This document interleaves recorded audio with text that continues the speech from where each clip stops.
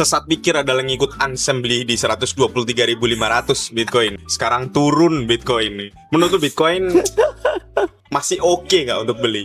Bitcoin itu paling layak kita bandingin sama emas. Bener. Emas itu year to date-nya plus 50%, Bitcoin itu 35%. Artinya tahun ini kita tuh underperforming melawan emas. Dan pertanyaan kenapa kok emas bisa naik 50% tahun ini? Pertanyaannya, jawabannya dua. Yang satu adalah fiat ini terjadi devaluasi besar-besaran tahun ini. Dolar aja turun 10% terhadap basketnya, yaitu euro, Japanese yen, dan lain-lain, ya kan? Dan turunnya trust terhadap US government. Itu yang membuat negara-negara sekitarnya, negara-negara yang selama ini selalu borong US Treasury, itu nggak memperpanjang pembelian US Treasury. Apa yang mereka lakukan? Ya beli emas. Kenapa belinya emas? Nggak ada pilihan lain. Nggak ada pilihan lain. Ini size-nya kayak puluhan billion dollars gitu. Mau dibeliin Bitcoin, ngepam dia. Iya kan? Beli emas aja pam 50%, apalagi beli Bitcoin gitu kan. Jadi bagi dunia TradFi, Bitcoin itu small caps dibanding ya tradingan mereka yang lain gitu. Small caps ini nih kayak kalau kita trading meme coin. Ingat kan pembahasan gue dulu bahwa bagi orang-orang yang terbiasa di TradFi, beli ETF Bitcoin adalah kayak beli meme coin. Mungkin dia allocate 5% just in case gitu loh. Tapi bagi kita kan Bitcoin itu kayak emasnya gitu kan. Dan gue merasa kalau emasnya naik terus karena fiatnya terdevaluasi terus-menerus, berarti Bitcoin juga terus akan menerus naik pelan-pelan. Apalagi nanti ada rate cut rencananya di bulan Oktober ini. Dan di bulan Desember feeling nih ya, akan ada lagi. Tahun depan ada 5-6 lagi. Jadi kita di dunia yang endgame bagi fiat currency. Stocks record high, rumah housing record high, gold record high, household debt juga record high. We are going to have multiple rate cuts in the next year. Jadi gue nggak bisa melihat Bitcoin bearish ketika kita akan banyak rate cuts. Mungkin akan bearishnya di 2027 atau di second half of 2026. Jadi dari opini lu sebelumnya di TikTok sampai saat ini belum berubah lah ya? Tidak berubah sama sekali. Ya itu kan gue punya tesis yang long term gitu. Nanti udah mendekati baru tahu tuh pergerakan kira-kira kayak gimana. Ingat ya minggu yang FOMC sebelumnya, gue bilang kita akan leading, kita akan pump menuju FOMC. Setelah FOMC down kan, setelah itu ya baru ya build up lagi. Nah FOMC sekarang mungkin dibalik tekniknya. Dia down dulu, nanti mendekati FOMC baru dia pump non-stop. Bisa juga kan, nanti dia gak akan bikin sama persis, terlalu mudah buat retail, bos. Ucapan lu ini agak melegakan retail sih.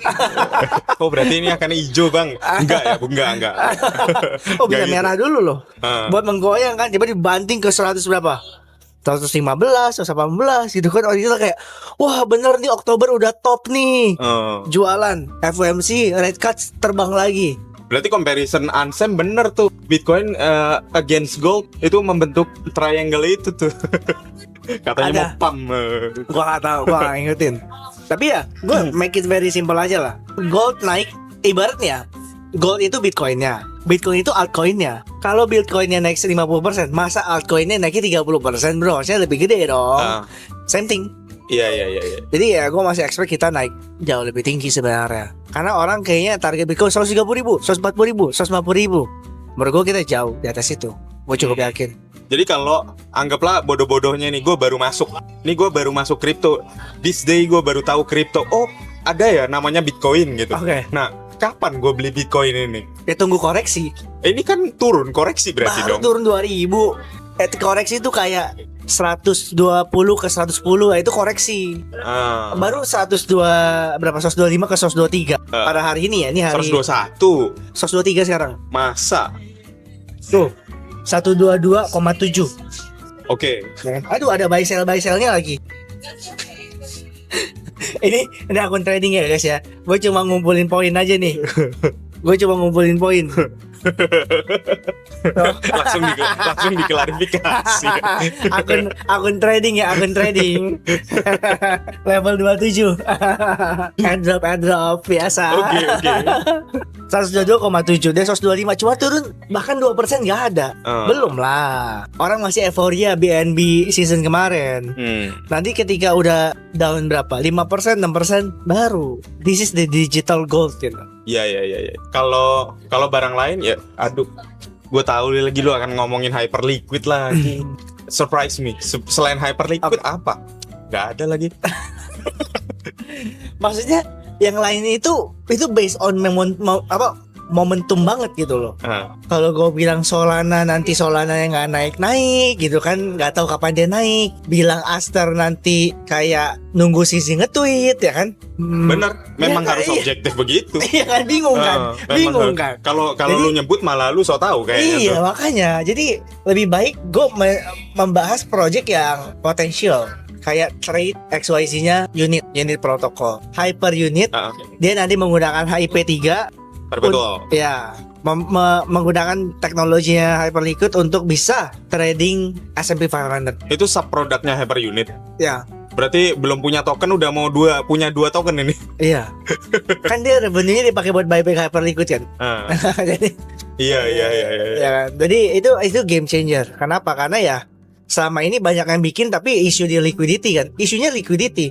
Gue mau masuk keluar susah, slippage-nya gede. Yang terakhir berarti kita expecting FOMC tuh. Tanggal berapa ya FOMC? 28-29 atau 29-30 lupa gua. Pokoknya tanggal 29 something. Jadi menurut lu gimana nih? Lu apa yang akan lu lakukan? Belanja kapan atau jual kapan? Apa nih? Kalau untuk trading back gua ketika koreksi nanti ke berapa, I don't know, 115 atau berapapun pas dia koreksi, gua akan beli. Mendekati FMC aja akan OTW naik, akan build up naik, dan kita akan mungkin bikin new ATH mungkin, I don't know. Tapi ya melihat dari gold masa nggak kejar ya, kasihan banget nih kita nih udah tersiksa dari bulan Juli sideways aja ya kan. Jadi ya harapannya sih naik. Oke, menarik. Oke, sekarang Q&A nih, Q&A. Oke. Gue nggak tahu lu udah baca komennya atau belum, tapi ada orang yang berkomentar ada 5, lumayan. Kok spill dong step-step lu cara di YOR tiap kali nemuin koin yang buat lu dapat guts-nya. Kalau sekarang mah mungkin udah feeling ya. Iya. Tapi dulu kan ada. Iya. Kalau sekarang gampang sih. Kira-kira project ini akan sekarang gini. Paling gampangnya adalah menggunakan teori marketing. AIDA aja. Awareness, interest, desire, action. Apakah koin ini bisa pertama mendraw awareness? Gitu. Mau mulai dari awareness dulu ya? Awareness dulu. Tahu nggak? Nggak peduli barang itu apa sebenarnya. Nggak peduli ya, tahu dulu nggak gitu kan? Orang tahu nggak ada token ini? Oke, orang udah tahu. Setelah orang tahu, menarik nggak? Gitu loh. Menarik ini ada banyak spektrumnya. Bisa karena emang projectnya bagus, revenue-nya oke, ditweet oleh orang penting. Oke, ya kan? ditweet oleh orang penting. Foundernya oke, ya kan. Contohnya misalnya Hyperliquid karena revenue bagus, Pump karena revenue bagus, Aster karena ditweet oleh CZ, jenis meme coin ditweet oleh orang lainnya. Ini kan mendraw interest kan. Kemudian bisa memunculkan desire nggak? Gitu loh. Baru nanti apakah ini orang akan beli lagi atau enggak. Jadi intinya lu harus mempertanyakan ke diri lu. Kalau lu beli koin ini, orang lain bakal beli nggak setelah lu? Karena dengan cara itu harganya baru akan naik di atas harga lu beli. Karena token itu pada dasarnya kalau nggak ada yang beli akan turun terus. Contohnya misal harga satu meme coin udah tinggi nih, udah pucuk nih di berapa? 200 juta dolar market cap. Semuanya udah beli, nggak ada lagi yang beli. Nah yang belinya murah jualan, yang baru beli juga jualan. Kenapa? Oh takut gua rugi, cut loss aja. Akhirnya yang jualan banyak, yang beli nggak ada. Gitu loh. Teori demand and supply aja, very simple. Jadi tinggal pikir ini koinnya terkenal nggak? Ada backing siapa nggak? Revenue-nya oke nggak? Kira-kira teknologinya bagus nggak? Simple kan? Tapi awareness comes first lah ya. Iya dong. Kalau nggak tahu gimana orang mau beli kan? Awareness dulu. Orang tahu nggak ada koin ini? Itu dulu paling penting. Iya.